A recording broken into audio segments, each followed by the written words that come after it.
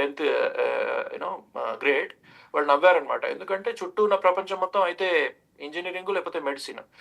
So ఇప్పుడున్న కార్పొరేట్స్కి, US కార్పొరేట్స్కి కూడా టెకీల అవసరం చాలా ఉందండి. సో డిమాండ్ ఉంది, సప్లై ఉంది. ఇప్పుడు ఇన్ ద సెన్స్ అట్లీస్ట్ ఒక 2 years కింది వరకు కూడా.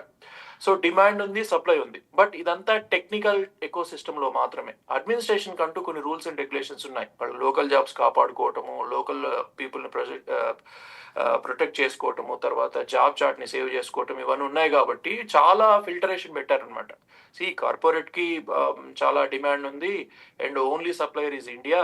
స్టూడెంట్స్ బాగానే వస్తున్నారు కానీ బట్ ఈ రూల్స్ కంపల్సరీ ఫాలో కావాలి, లేకపోతే లోకల్ జాబ్స్కి థ్రెట్ అని చెప్పి ఏవైతే రూల్స్ పెట్టారో అవి వయోలేట్ చేయడం స్టార్ట్ చేశారు. అస్సలు ఆశ్చర్యమే లేదండి.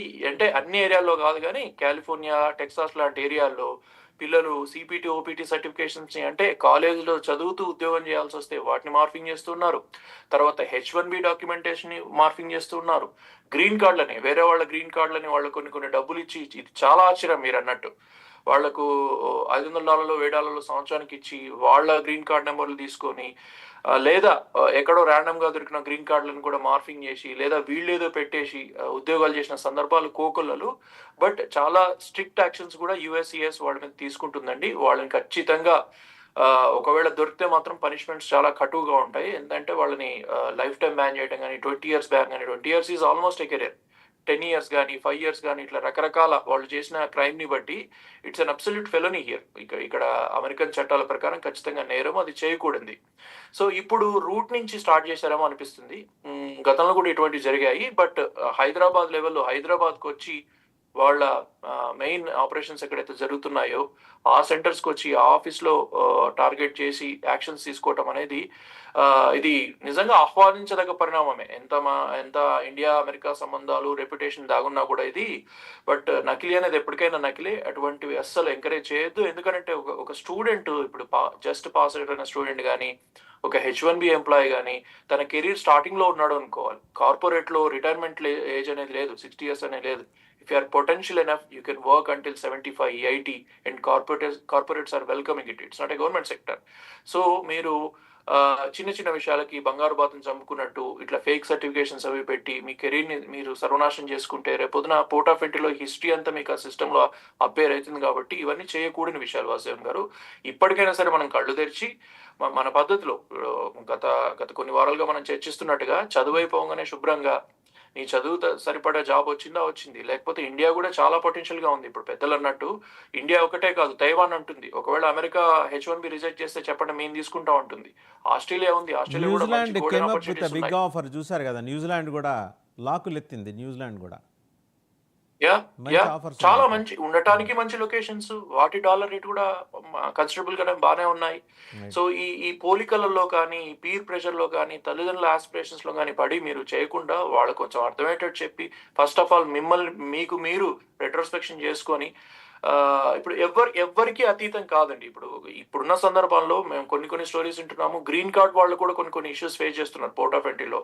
ఇండియా వేస్తున్నప్పుడు వాళ్ళని కూడా ఎక్స్ట్రీమ్ క్వశ్చన్స్ చేయటము, ఫస్ట్ వార్నింగ్ అనో లాస్ట్ వార్నింగ్ అనో ఇవ్వటము. ఒక సిటిజన్స్ తప్ప ఎవరు సేఫ్ హ్యాండ్స్ లో లేరండి. అంతర్జాతీయ సంబంధాలు ఎప్పుడు సున్నితంగా ఉంటాయి. కాబట్టి మనం కూడా చాలా జాగ్రత్తగా ఒళ్ళ దగ్గర పెట్టుకొని ఆ రూల్స్ ని ఫాలో అవుతూ, ముఖ్యంగా సర్టిఫికేషన్స్ అండి. ఒకసారి నువ్వు ఒక సర్టిఫికేట్ పెడుతున్నావు అంటే అది ఏదో ఒక డేటాబేస్ లో సేవ్ అయి ఉంటుంది. ఫర్ ఎగ్జాంపుల్ ఒక MNCకి పెడుతున్నావు అనుకోండి, MNC డేటాబేస్ లో సేవ్ అవుతుంది. గవర్నమెంట్ ఎంప్లాయీకి ఇస్తున్నావు, USCISకి ఇస్తున్నావు అంటే అది సేవ్ అయి ఉంటుంది. నీ ఫ్యూచర్కి అదొక బ్లాక్ స్పాట్ గా మారబోతుంది.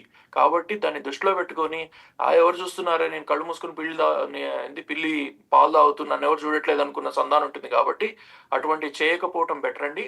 ఇంకోటి, ఇందాక పెద్దలు ప్రసాద్ గారు చెప్పినట్టు నేను ఒక కంపెనీలో ప్రాజెక్ట్ లీడర్గా చేస్తున్నానండి. నాకు ఇండియాలో ఒక 2-3 రిసోర్స్ లాంగ్ లీవ్ పెట్టారనమాట. పెడితే ఇది ఒక ప్రాక్టికల్ గ్రౌండ్ లెవెల్ రియాలిటీ.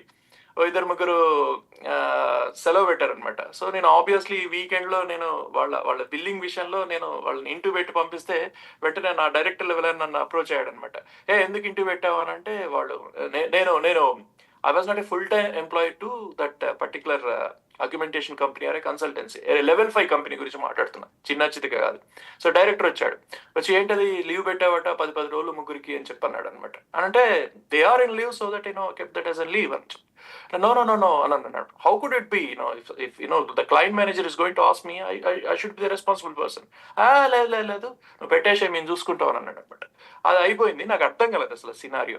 తర్వాత కింది పోయి ఎవరో ఫ్రెండ్ మామూలుగా క్యాంటీన్ లో మాట్లాడుతుంటే చెప్పాడు అనమాట, వాళ్ళ రిలేషన్స్ చాలా పెద్ద లెవెల్లో ఉంటాయి, వాళ్ళు ఏమైనా చేస్తారు, తిమ్మిరి మమ్మీ చేస్తారు, ఇగో ఇట్లా సంపాదించినాయి మన దగ్గర హైటెక్ సిటీలో పెద్ద పెద్ద బిల్డింగ్లు, విన్ అండ్ విన్ సిచ్యువేషన్ అనమాట వాళ్ళకి. గవర్నమెంట్ దగ్గర ఉద్యోగాలు అని చెప్పి ప్యానలిస్టులు అందరూ సబ్సిడీలు కూడా తీసుకుంటారు. పడిమోహన్ గారు, ప్యానలిస్టులు అందరూ కూడా కంకణం కట్టుకున్నారు. అన్ని బ్లాస్టింగ్ వాస్తవాలు చెప్పడానికి వచ్చారు. ప్రసాద్ గారు చెప్పారు, కిరణ్ తుమ్మల గారు చెప్పారు, కరెక్ట్ సార్, ఫణిరాజు గారు, మెరిసేవన్నీ బంగారం కాదని ప్రద్యుమ్న. చెప్పదలుచుకున్నాం అనమాట. మెరిసేవన్నీ బంగారం కాదని మీరు అందరూ చెప్పదలుచుకున్నాం మాట్లాడుకుని అందరం కలిసి. వచ్చినట్టున్నారు ఇవాళ సో మొత్తం నిజాలే చెప్పాలని. ఒక్క విషయం చెప్పి ముగిస్తానండి ఈ ఎపిసోడ్. ఏంటంటే అక్కడనేమో జాబ్స్ ఇస్తున్నాం అని చెప్పి గవర్నమెంట్స్ దగ్గర సబ్సిడీ తీసుకుంటారు, పెద్ద పెద్ద బిల్డింగ్స్. అక్కడ తల్లిదండ్రులు ఏం చేస్తారు, ఆహా ఇక మా ఆవిడ పని చేస్తే, మా అమ్మాయి అబ్బాయి పని చేస్తే ఇటువంటి కంపెనీలో పని చేయాలి, నేను ఎంత కష్టపడ్డాను వీళ్ళు అనుకుంటారు. వాడే అనుకుంటాడు నిజమేనేమో అంతా మెరిసేదంతా బంగారం అని చెప్పి పాపం అప్పుడప్పుడే పైకి వస్తున్నాడు వాడు అనుకుంటాడు. కానీ వాటనుక కూడా చాలా ఇది ఉందని మన టాటా కన్సల్టెన్సీ సర్వీసెస్ లో జరిగింది. అసలు చరిత్రలో ఎప్పుడు జరగలేదు అది. మొత్తం బట్టబయలు చేశారు, చాలా రెడ్ హ్యాండెడ్ గా పట్టుబడ్డటువంటి విషయం. బట్ అది ప్రూవ్ కావాల్సింది ఇంకా. రైట్ అండి, మళ్ళీ మీ దగ్గర